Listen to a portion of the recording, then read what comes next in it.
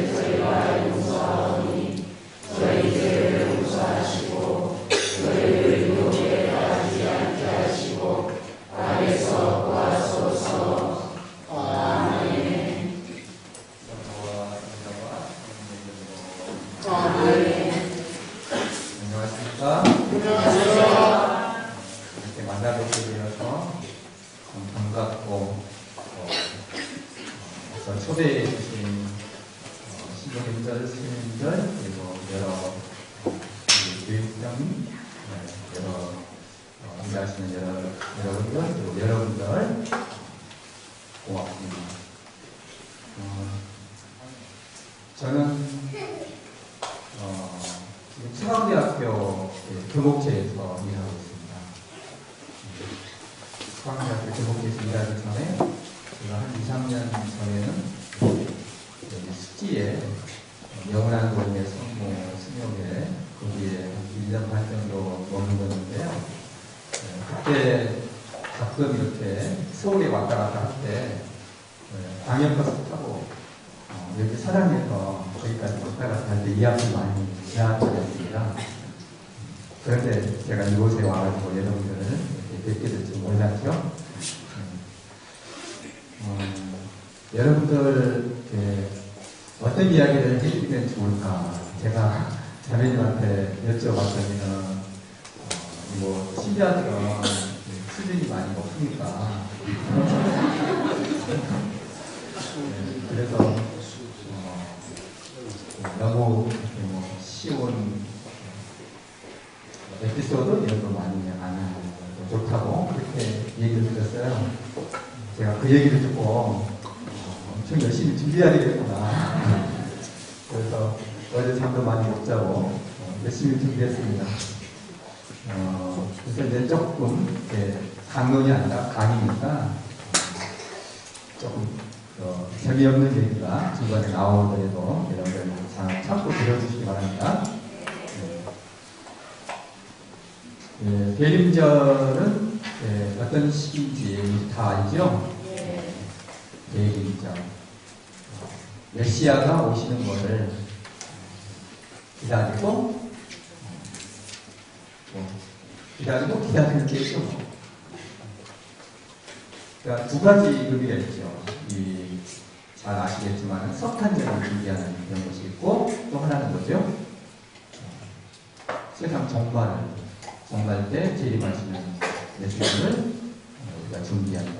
그런 두 가지 뜻이 있고 그러면은 그럼 지금 우리한테는 성탄절 준비하는 거는 옛날 2000년 전에 예수님 오신 것들을 다시 이렇게 재현하는 것인데 우리하고는 그런 어떤 상관이 있어.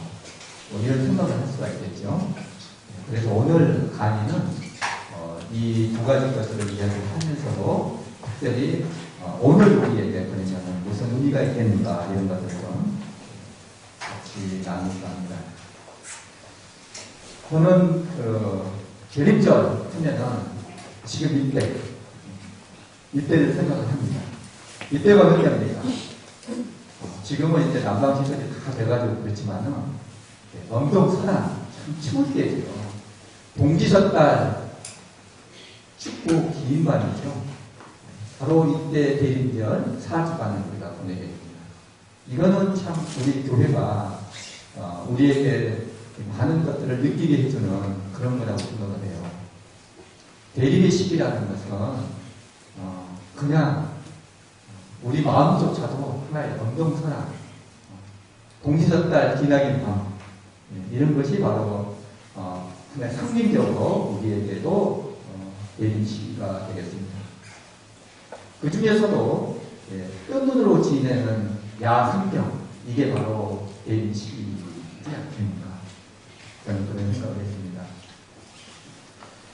무슨 말인가 하면 이제 모든 것에 대한 기대가 다 무너져 버렸을 때, 아주 캄캄해졌을 때, 그게 바로 대림 시기야. 하느님밖에는 더 이상 이제 기대할 것이 없다. 이런 상황에 처하게 됐을 때 바로 그게 대림 시기가 됩니다.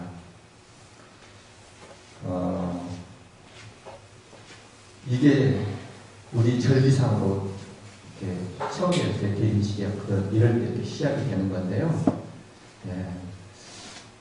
이게 원래 그랬습니다. 원래 2000년 전에 예수님이 오실 때 그때 이제 메시아 사상이 많이 무르익고 있었다는 거 여러분들 많이 아시죠? 그때가 보면은 정말 이렇게 춥고 긴 밤과 같은 그런 이스라엘 역사에 있어서 그런 때였어요. 제가 그 역사 이야기를 좀 할까요? 여러분들 구약 역사 이야기하면 재미없지요? 재미있습니까? 여러분들 잘 알고 있어요? 우리 크리스찬이라면, 카톨릭 신자라면은 우리 구원의 역사에 대해서 좀 잘 알고 있어야 돼요. 기본적인 것은. 그래서 여기서 저는 대림 시기와 관련해서 꼭 중요한 것들을 말씀드리겠습니다. 굉장히 쉽습니다. 대개 600년 단위로 1800년, 예수님 오시기 전 1800년 전부터, 기원전 1800년부터 기원전 1200년까지. 이때가 한 시기가 되고요. 기원전 이게 다 기원전이에요. 예수님 오시기 거꾸로 이렇게 나가는 거죠. 1200년에서 기원전 1000년. 기원전 아무래도 900년이 좀 있어야 될 것 같죠?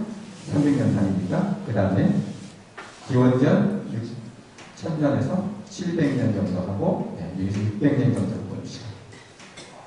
그 다음에 기원전 600년. 이때가 참 너무 중요하니까 600년 전으로 해서 이게 특별히 구체적으로 587에서 5538년 600년, 그 다음에 기원전 300년 333년 정도, 그 다음에 예수님 오시기 바로 전에 이게 이제 예수님 오시면 그때가 되겠죠. 이렇게 300년 단위로 끌어놓으니까 쉽죠? 외우기 굉장히 쉽죠? 1800년이 무슨 해일 것 같아요? 네? 1800년? 네. 우리 신앙의 선조? 아브라함이 고향을 떠났을 때. 아브라함 고향이 어떻게 해요? 그냥 몰라도 되죠? 아브라함 고향이 그냥 페르시아만 이 정도면 그냥 그 정도 말고, 그 다음에 거기서 지금의 이란 폭격 많이 받았는데, 이라크 그쪽으로 해가지고 가나안 땅으로 나중에 이주해가지고 이집트 땅까지 이렇게 들어가게 되는 과정이 1800년부터서 아브라함, 이삭, 야곱을 거쳐서 이제 이집트 땅에 들어가는 것은 한 700년 정도 되겠죠. 이집트 땅에 들어간 다음에 처음에는 이집트 땅에서 잘 살았죠. 그런데 1500년 정도 되면서 처음에 아브라함, 이삭, 야곱, 그 다음에 요셉이 재산이 돼가지고 이집트에 재산이 돼가지고 단둘이 갔잖아요. 그렇죠? 그거 아시죠? 그런데 1500년쯤 돼서 그때 들어갔을 때는 같은 셈족이었어요. 아브라함의 조상들 히브리족은 셈족이에요. 셈족. 그런데 이제 이집트족은 원래 그 주주는 셈족이 아니죠. 원래 이집트 햄족인가 잘 모르겠어요. 하여튼 그 주류가 다시 1500년쯤 돼가지고 이집트가 여러 왕조가 있었는데 새로 이제 그 종족이 다른 사람들이 이집트 권력을 잡고 왕이 되고 그러고 나니까 상황이 많이 바뀌었죠.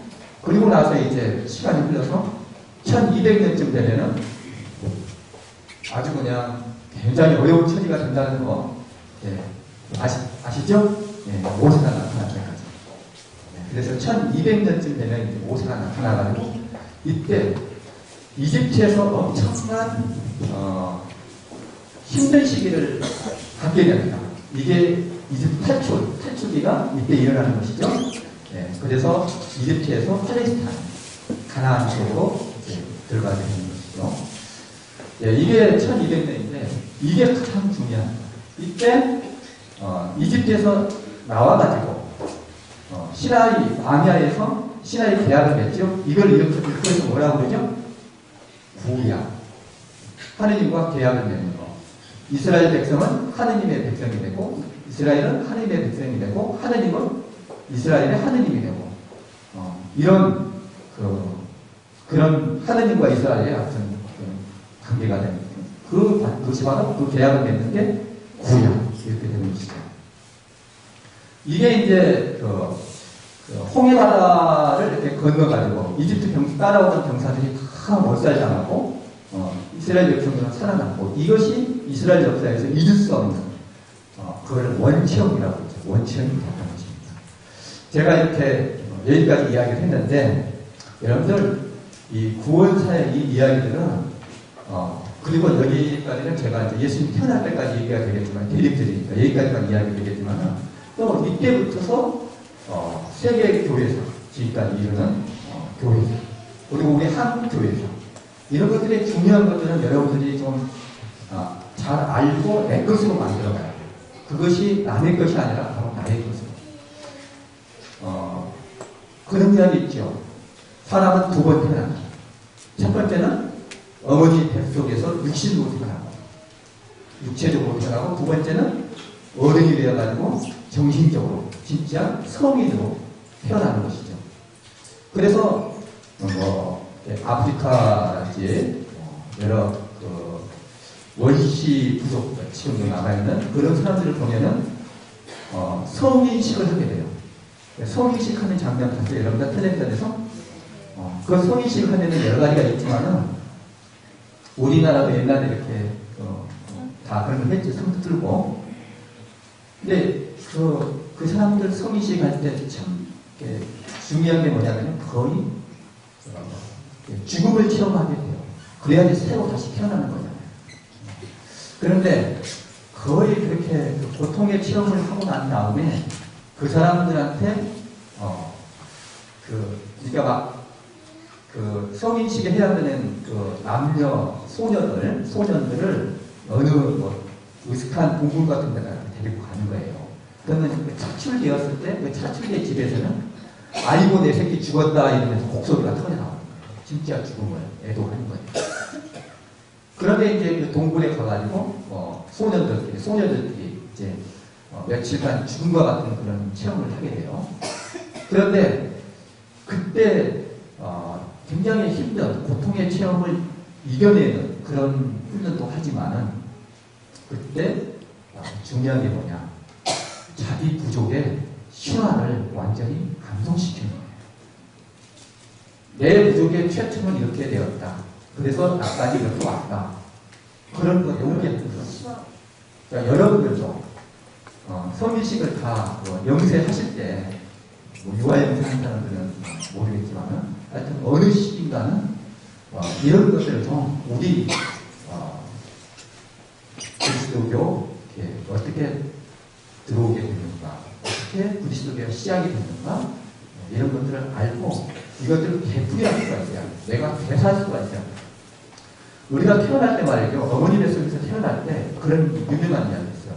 해켈이라고 하는 사람이 고등학교 때 배우셨을 거예요. 뭐라고 그래? 객체 발생을, 개통 발생을 되풀이합니다. 그럼 뭐예요? 우리가 엄마 뱃속에 있을 때 처음에 이제